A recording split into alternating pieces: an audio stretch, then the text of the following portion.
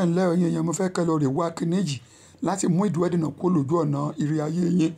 Èèpo ọ̀bọ̀ ẹ wá kó pọ̀ dáadáa, ẹ̀gún agolo dìríkà kan.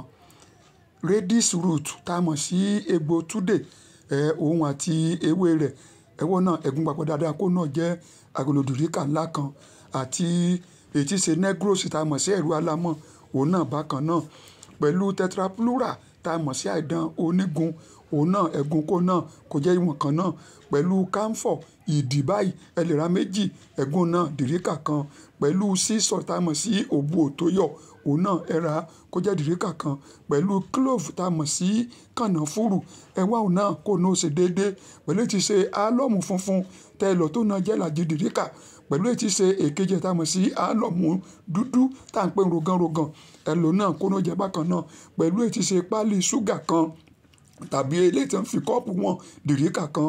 Pẹ̀lú èyí tí ṣe iyọ̀ tí wọ́n dì sínú láìlọ́ọ̀nù, kì í ṣe eléyìí tí wọ́n sì lò dìríkà kan. Pẹ̀lú ọ̀pọ̀lọpọ̀ káfrà pẹlẹbẹ ẹ lò náà bákan náà. Àti èmi ọjọ́ ọ̀pọ̀lọpọ̀ tá a mọ̀ sí sulfur ẹ lọ papọ̀ kó kúnná dáadáa, ẹ dà sínú ibi kíní kan. Ẹ máa bu díẹ̀ mọ́ omi tẹ́ ẹ máa fi sanra sùn ní alaalẹ́. Ẹ má fi kànkàn wẹ̀, ẹ má sì fọṣẹ wẹ̀, ẹ má sì sẹ́ẹ̀sì o. Ẹ lè máa fi wọ́n ibi ọjà yín náà, yóò dára fún yín o. Ire o.